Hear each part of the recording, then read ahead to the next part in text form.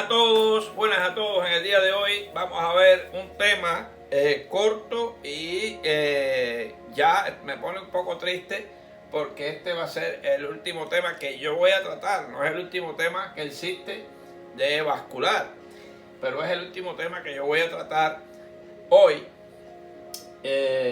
para comenzar ya con abdomen. Como les decía en el tema anterior, que pueden enviarme algún tema sobre cardiovascular que no esté. Pueden mandarme el tema que ustedes quieran, quizás ustedes no lo han visto, ya existe en el canal, se los aclararía. Por los comentarios me pueden mandar, solicitarme algún tema específico, que hable un poco de él, que lo comente, etc. Quizás si ya está en el canal se los aclaro, etc. Pero ya, comienzo con abdomen, esta semana que viene, prácticamente ya comienzo con abdomen y muchas patologías interesantes, sin abandonar la relación tórax-abdomen. Cualquier patología por ejemplo, la hernia hiatal, la hernia parahiatal, la ruptura de diafragma, etc. Esas son patologías que tienen que ver cómo el diafragma es una frontera entre la cavidad torácica y cavidad abdominal. Bueno, pues se tocaría. Así que me voy adelante con este tema, y un tema corto nada más: la estenosis aórtica o coartación de la aorta. Vamos a ver por qué se produce. Prácticamente tiene un origen congénito, genético muchas veces, y vamos a ver cómo es esta relación de esta coartación de la aorta. Les digo como siempre que todo el que me ve que se suscriba, ya que le va a llegar, si le da la campanita le va a llegar el video que yo suba espontáneamente. O ya ustedes saben, pueden usar Super Thanks para estimularme, o pueden usar la opción unirme al canal. ¿Por qué insisto tanto en unirme al canal? Porque me llegan muchos comentarios que éticamente no puedo darle explicación, no puedo establecer a través de una plataforma que es visual, pública, de un problema personal. Ustedes pueden hacerse miembro del canal, y al hacerse miembro del canal, por varios motivos, entre ellos la ayuda económica, no lo niego, pero las ventajas que usted puede tener, conversar conmigo directamente. ¿Por qué? Ustedes preguntarán, ¿por qué es tan difícil hablar con él y hay que pagarle para hablar con él? No, no es eso. Es que el tiempo que uno utilizaría con usted se lo ganó, usted lo buscó, usted lo solicitó, y ese tiempo a través de ya sea WhatsApp o cualquiera de las redes, o a través de cualquiera de las vías que podemos comunicarnos de forma personal, pero yo emplearía el tiempo con gusto, y es que el tiempo es oro, como se dice. Entonces, bueno, aclarar esto: por qué hay que ser miembro del canal, aparte de la ética del tema que usted toque, personal o no, o sus clases o tema, una tarea que tenga, una tutoría que usted quiera, etcétera, la puede tener. Así que nos vamos adelante con el tema de hoy. Vamos adelante. Vamos a ver el tip de hoy, que va a ser sobre la importancia de caminar temprano en la mañana. Eso vamos a tocarlo rápidamente ahora. Bases anatómicas para entender la coartación de la aorta, persistencia del conducto arterioso, clasificación de la coartación de la aorta, anatómica, etcétera. Vamos a ver, o de acuerdo a la localización que tenga, o también por edades. Hay varias clasificaciones. Y semiología de la enfermedad, la semiótica. Recuerden que semiótica es todo aquello que se manifiesta basado en un aspecto, una alteración anatomopatológica o fisiopatológica. Y el tratamiento general de esta enfermedad. Nos vamos entonces, para abreviar, nos vamos con el tip. Si usted ve esta lámina, usted inmediatamente se va a hacer la idea de que es temprano en la mañana. Acá aparece una muchacha caminando con unos headphones, y otro muchacho trotando por allá, personas caminando en esa callecita, en ese ambiente matutino, en esa foresta. Muy interesante, respirando un aire limpio y caminando. Vamos a ver entonces la importancia de caminar en la mañana. La importancia de caminar en la mañana porque es las primeras horas del día donde vamos a estirar esos músculos, los vamos a preparar para las actividades del día específicamente. Pero no olvidar el stretching o estiramiento previo. Estos estiramientos, como ven, van a ser suaves, estirando esos músculos, como preparándolos para que se irriguen, para que mejore la irrigación muscular, la irrigación de los tejidos, antes de comenzar un ejercicio un poquito más intenso. Nunca el anaeróbico, recuerden el tip que le di de no ejercicios anaeróbicos. No una carrera brusca donde va a haber un déficit de oxígeno, no, un trotecito lento o una caminadita rápida, como digo yo, y así. Vamos a ver cuánto debe ser las características de esa caminatita. No debe durar más de 20 a 30 minutos, debe ser relativamente rápida, casi trotando, talón primero y dedo después, o sea, una caminata como que estoy toda la planta del pie, desde talón a punta, debe ser aplicada en lo que es el piso. Mover los brazos en forma natural, pero continua, mover los brazos. Puede llevar una pequeña pesa, etcétera, y hombros hacia atrás y la barbilla el día, o sea, los hombros hacia atrás y la barbilla, la mirada hacia arriba, para mantener el cuello recto. ¿En qué nos vamos a beneficiar? Disminuye la presión alta, nos prepara para las actividades del día, como les digo, ayuda al sistema cardiovascular, ya que la linfa, moviliza la sangre, mejora la irrigación de las piernas. Por ejemplo, el paciente que tiene un síndrome de Lerich o una aorta un poco esclerótica, donde se ha complicado ya la irrigación de las piernas, yo diría que ayuda a la irrigación de las piernas, miembros inferiores, y inclusive la impotencia sexual. Importantísimo ese ejercicio en la mañana, ayuda en la impotencia sexual, en la impotencia o la mala erección del pene. Ayuda a no padecer de diabetes tipo 2, ayuda a evitar la depresión. Muy importante.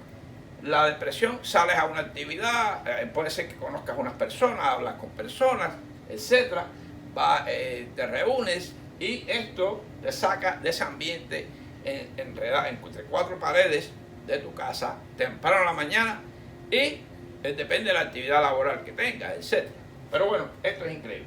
El ejercicio o la caminata en la mañana es muy importante, respirando aire fresco, etcétera, y sirve para todo, oxigenar los tejidos y mejorar la irrigación muscular para las actividades del día. Nos vamos entonces con el tema de hoy. Fíjense, ponemos la circulación general, un esquema, ponemos la circulación, lo que es la circulación fetal que se realiza con el niño dentro y la vida intrauterina de ese niño. Hay una cosa muy interesante que va a repercutir en lo que es la coartación de la aorta, y es el desarrollo de ese conducto que usted ve ahí, que es el ductus arterioso. Si vamos a ver la circulación general, fíjese cómo se pinta. Hay una en rojo totalmente y una en azul. Quiere decir que están separadas lo que es la sangre oxigenada de la sangre no oxigenada. Ok, este ducto arterioso en el momento de la circulación fetal ayuda porque la sangre que viene de la placenta viene oxigenada y ayuda a que al pasar a las cavidades izquierdas, lógicamente tienen una comunicación con las cavidades derechas, o sea, las cavidades derechas tienen comunicación con las cavidades izquierdas. Esta sangre que viene en el feto oxigenada, en el adulto no, pasa a través de ese ducto a la aorta y oxigena el resto del cuerpo. Ahora bien, ¿qué pasaría si ese ducto arterioso se mantiene permeable o que en el proceso de su fibrosis o en su proceso de formación hay una mala formación de esa área de la aorta que queda estenosada? Eso sería persistencia del conducto arterioso o sería la fibrosis de esa área de la aorta y va a provocar una coartación, una estenosis en ese punto, y ese va a ser el cuadro clínico que vamos a ver en el día de hoy. Todo depende de cómo se desarrolla esa área ahí de la aorta y por tanto en ese punto es el punto más frecuente de esa estenosis aórtica, dando una semiología o una semiótica muy importante que la veremos en el día de hoy. La aorta normal. Fíjense, la aorta normal, lógicamente, sale del ventrículo izquierdo y viaja en un arco que forma hasta la L4, dando ramas importantísimas, como vimos cuando estudiamos la Takayasu, conocimos la clasificación de esa enfermedad de Takayasu, pero prácticamente era una lesión o afectación de toda, hasta las arterias renales de esa aorta. Hoy vamos a hablar nada más en este punto de la estenosis. Pero fíjense, la aorta se encarga de irrigar, alimentar y perfusionar todos los tejidos. La parte inicial con sus ramas, sus arterias supraórticas que van hacia miembros superiores y cabeza. Esto es muy importante saberlo. A la hora de tomar un pulso, saber de dónde viene esta arteria, qué rama la dio, eso es importante. Y aquí tenemos, miren, la aorta irriga todo.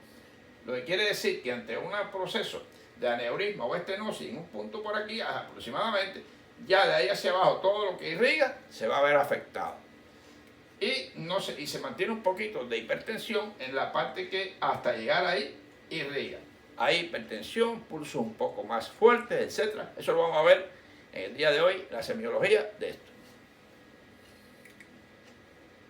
Ahí está el punto, ahí, si hay una coartación aquí, en ese punto, ahí es el punto que fundamentalmente donde se va a producir la coartación de la aorta. ¿Qué es la coartación de la aorta? Aquí, mírenla ahí, por ejemplo, aquí está, en este punto, ahí, es un defecto de nacimiento, se plantea así, de nacimiento, en el cual la parte de la aorta más estrecha que lo usual. O sea, en ese punto, la estrechez puede ser casi total o un alto por ciento. ¿Ven? Si el estrechamiento es bastante, lógicamente, grave y no es diagnosticado, el bebé podría tener serios problemas, sobre todo la irrigación del cuerpo humano. Después, todas las ramas que da la aorta a partir de ese punto hacia abajo, van a estar comprometidas, incluyendo arterias intercostales, incluyendo todas las arterias troncocéricas, las arterias renales, todas las arterias que da hacia abajo, incluyendo la irrigación de todos los miembros inferiores. Aquí tenemos dónde se produce la estenosis. Aquí, por ejemplo, aquí recordar que el conducto arterial persistente, vamos a suponer, después del nacimiento, desaparece, se cierra la ventana oval, pero puede quedar el conducto arterioso persistente, recordando que es una de las causas fundamentales o los factores fundamentales del complejo de Eisenmenger, que ya lo vimos en un tema anterior de los temas que voy dando. El complejo de Eisenmenger, aquí, en ese punto, aquí en este punto, ahí es que se produce la estenosis, como vimos en lámina anterior, coartación de la aorta. Lógicamente, si vamos a analizar fisiopatológicamente la sangre que sale del ventrículo izquierdo hasta este punto, no tiene obstáculo para viajar a través de esas arterias supraópticas hacia las áreas que irriga, o sea, miembros superiores, cuello y cabeza, para resumir. El problema está a partir de esa estenosis. Ahora bien, ¿cuáles serían los pulsos? Vamos a ver pulsos superiores. Esta es una lámina que habíamos visto en el tema de cuando vimos Takayasu. Los pulsos superiores, como es el pulso temporal, pulso carotidio, lo que sería el pulso carotidio, el pulso radial, ahí está, y algunos inferiores, como sería el pulso femoral, el pulso popliteo y el pulso tibial posterior. Popliteo y tibial posterior. Tibial o pedio, si es en la parte superior del pie. Esto se divide así. Los pulsos superiores me va a hablar hasta el punto de los vasos supraópticos. Y ya los pulsos inferiores es de la aorta descendente o sus ramas más inferiores. Es importante. ¿Cómo se clasifican los pulsos? Que lo habíamos visto. Fíjense que un detalle, en el tema anterior, a pesar de que aparecían aquí los pulsos, yo no los mencioné. El pulso, semiológicamente, puede haber un pulso saltón o 3 más, o más 3. El pulso intenso, que se dice normal, 2 más, un pulso disminuido más débil de lo esperado, que sería 1 más, y ausente o 0. Por ejemplo, el pulso 0 es cuando un paciente, por ejemplo, no tiene pulso. Un paciente que ha fallecido o la circulación es tan débil, un shock tan intenso, un shock tan profundo, tan grave, que no tiene pulso. Si el paciente no tiene pulso, se dice así, la enfermera, doctor, el paciente no tiene pulso, yo no se lo encuentro. O el médico tampoco. Entonces, bueno, ahí vamos al electrocardiograma, se hacen unos exámenes para detectar más, porque a veces se pone muy fino, muy disminuido, 1 más, casi 0, y no se capta el pulso. Vamos a ver entonces, la coartación de la aorta tiene 2 formas de presentación. En los bebés, los niños al nacer, lógicamente, o puede ser en adultos. En adultos que la estenosis no es tan intensa, el diámetro no es tan pequeño de esa estenosis, y se desarrolla una circulación colateral a través de las intercostales, por ejemplo, para suplir lo que serían las irrigaciones más inferiores. Entonces tenemos la estenosis aórtica en tipo infantil, proximal o a inserción del conducto arterioso, sería sobre todo preductal, vamos a ver, le voy a poner la lámina, preductal sería, este es el ducto, sería en esta área, o ductal o postductal, eso vamos a ver la clasificación que viene, por eso le puse esa lámina, y vamos a ver entonces, otra que sería la estenosis de tipo adulto, es distal al ligamento arterioso o postductal, asociada con la muesca. Vamos a ver la muesca en el rayo X. Una muesca por debajo de las costillas, como vimos en los videos de tórax, corre la arteria subcostal junto con el paquete subcostal, vena, arteria y nervio, debajo de las costillas, y cuando aumenta mucho esa irrigación, los latidos van lacerando las costillas y da lugar a lo que se llama la muesca en las costillas, debido a la circulación colateral. Y prácticamente diferencia de presiones, miembro superior, miembro inferior. Ese sería en el caso, esta se relaciona con el síndrome de Turner. El síndrome de Turner, clásico, este sí es congénito, síndrome de Turner, que se relaciona con la genética, una alteración genética de cromosomas específica. ¿Ok? Síndrome de Turner se relaciona con él. Y aquí en el adulto, postductal sobre todo, y ahí vamos a ver el cuadro clínico de hoy, dependiendo de la posición de la coartación.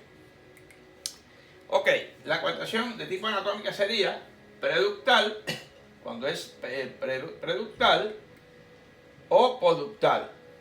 Fíjense, ductal en el punto, o postductal. Ductal o postductal. Esas serían las 3 variantes, teniendo en cuenta el ducto arterioso. Esto todo se diagnostica por resonancia, por el Doppler, por la cateterismo, etc.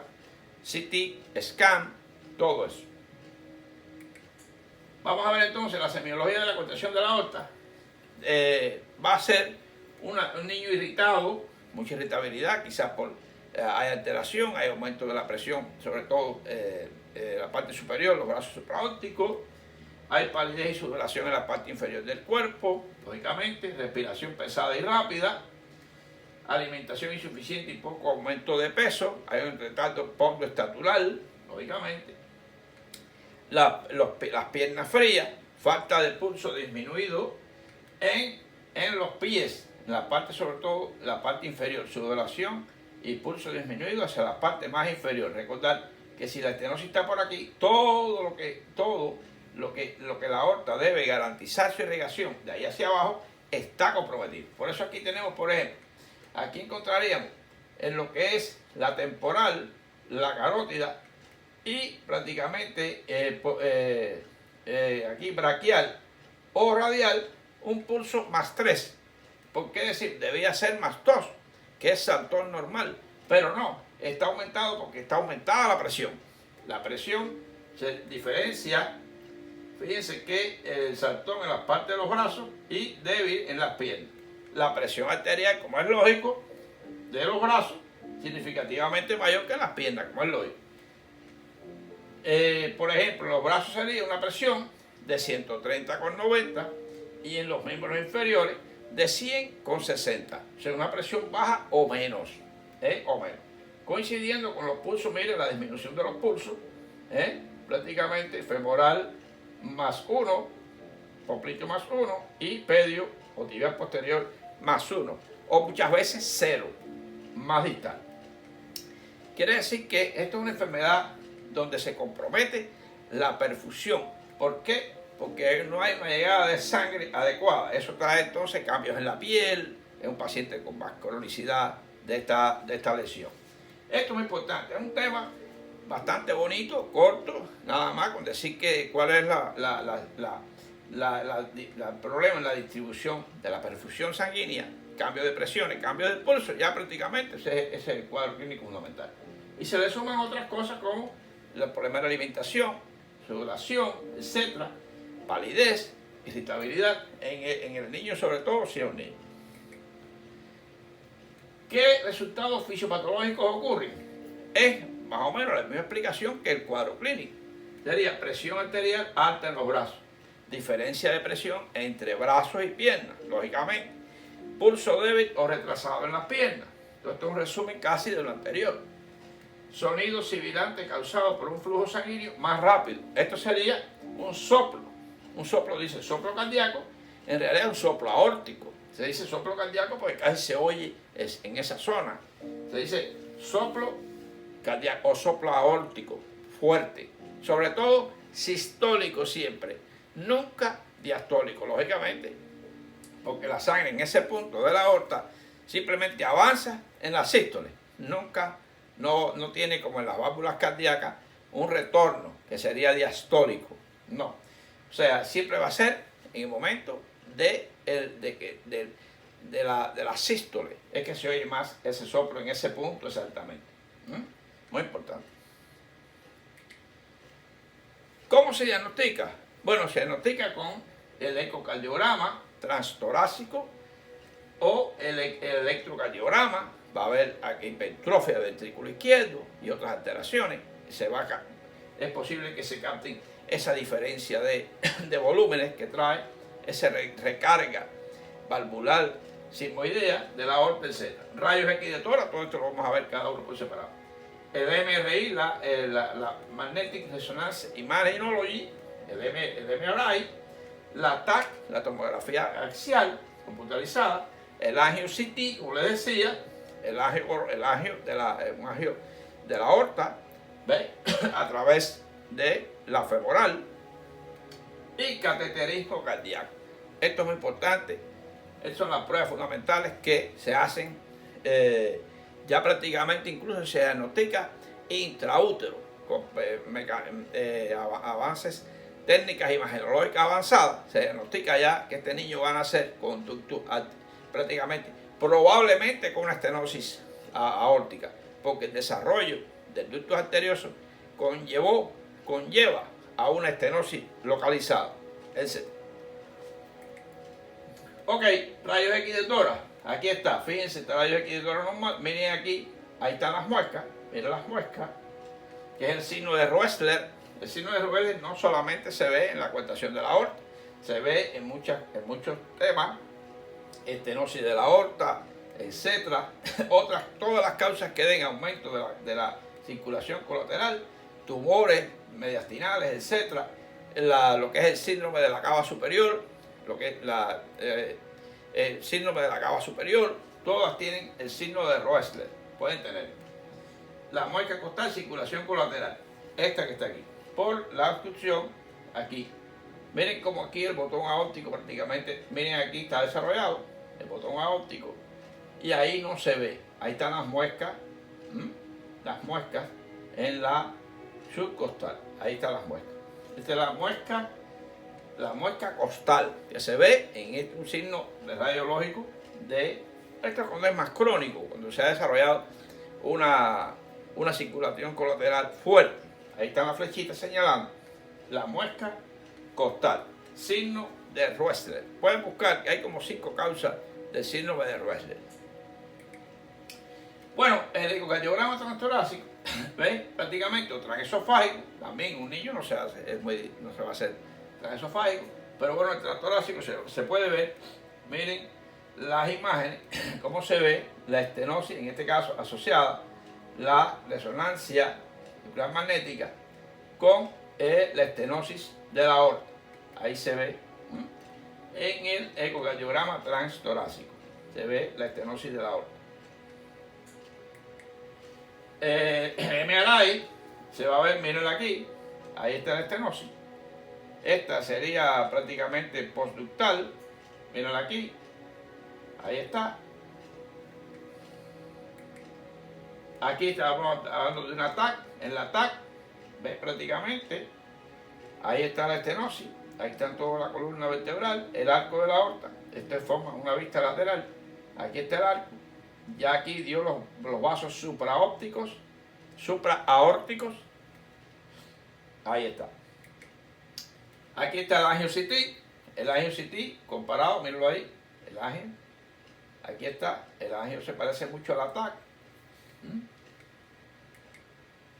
Bueno, el tratamiento prácticamente depende de la edad, depende de la edad, si es recién nacido, etcétera, o un poquito en la etapa infantil, a veces es mucho más fácil todo esto, aunque parezca, aunque el niño es pequeño, porque una aorta ya, un paciente adulto que tiene ya complicaciones, etcétera, suponiendo complicaciones renales, etcétera, que por esa hipofunción renal, hipertensión crónica, es más difícil. Y se trata de hipertensión sectorizada, tratamiento con una prostaglandina para disminuir esa fibrosis, esa inflamación, para reabrir el conducto arterial, para mejorar la circulación. Son medidas en la mitad inferior del cuerpo. Se usan otros fármacos para fortalecer el bombeo cardíaco. Ya sería todos estos medicamentos que son de tipo los sartán, todos los medicamentos que potencializan el trabajo cardíaco. Cirugía de emergencia para ensanchar el estrechamiento. Sobre todo puede ser con stent, otras técnicas, balón intraórtico, etc. Es por vía endoscópica. A través y se pone el stent para ensanchar tratar la contracción de la aorta. El tratamiento quirúrgico, vamos a ver que resección con anastomosis, decirlo es fácil, esto es una cirugía bien, hay que a veces establecer una circulación extracorpórea, etcétera, como se hace en el trasplante cardíaco, en el trasplante bloque pulmón-corazón, etcétera, porque es increíble, se deja de irrigar gran parte de todo lo que irriga esa parte de la aorta, porque camplear esa zona con clamp y hacer la anastomosis término-terminal, extremo a extremo. La autoplastía con colgajo de subclavia se puede hacer también, reparación con injerto bypass y angioplastía con parche. Todas estas las mencionan, las pueden buscar un poquito más en internet ustedes, buscar. Se amplía un poquito más la técnica quirúrgica, no la quiero prácticamente solo mencionar. Y tratamiento quirúrgico endoscópico, que sería angioplastía con stent. El stent, igual que se usa en las coronarias, igual que se usa en la arteria poplitea, por ejemplo, la arteria tibial, si hay una estenosis, una arteriosclerosis, se usa el stent, que el stent es un catete que lleva una malla que tiene su memoria extensible. Cuando ya se deja ahí la malla, ella amplía el diámetro del vaso y mejora la perfusión, el paso de sangre. Todo eso. El stent es una técnica muy no de ahora, lleva sus años ya, y se usa con muy buena ventaja, con buenos logros y mejora de la perfusión. Bueno, prácticamente esta es la cortación de la aorta.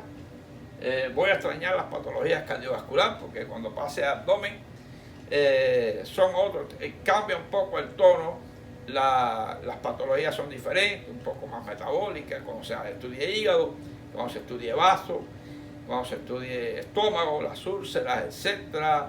Bueno, ya cambiaría un poco las hernias, o sea, eso cambia un poco ya la temática del canal, pero seguimos en medicina porque estamos en el cuerpo humano. Ok, aquí les dejo con esta frase: solo puedo cambiar mi vida, nadie puede hacerlo por mí. Es importante esto, todo lo que puedas hacer por ti, nadie lo va a hacer por ti. Si tú estás sintiéndote mal, si no tienes deseo de hacer un trabajo, si tú no luchas por ese trabajo, nadie lo va a hacer por ti. Es muy difícil. Podrán hablarte, podrán convencerte, podrán darte psicoterapia, pero si tú no pones de tu parte, solo yo puedo cambiar mi vida, nadie puede hacerlo por mí. Esa frase está muy interesante. Así que nada, seguimos adelante, no nos paramos y no olviden, cualquier tema que usted quiera, lo preparo. Puede ser que un tema que no es de los que yo tenía lógicamente planteado, puede ser un tema que ya lo haya dado y usted no ha visto el video. Simplemente le diría: mire, el video está, este tiene el título tal, búsquelo y ahí está. O se lo puedo ampliar de otra manera. Si usted pide el tema, puedo dar un subtema y lo metemos, lo intercalamos entre las patologías de abdomen. La medicina es una, aunque hay millones de temas. Es el cuerpo humano con todas sus leyes, sus patologías, que están interrelacionadas unas con otras, etc. Por ahí viene entonces ya abdomen. Seguimos adelante. Y no olvide, valore hacerse miembro del canal. Tendrá muchas ventajas. Nos vemos.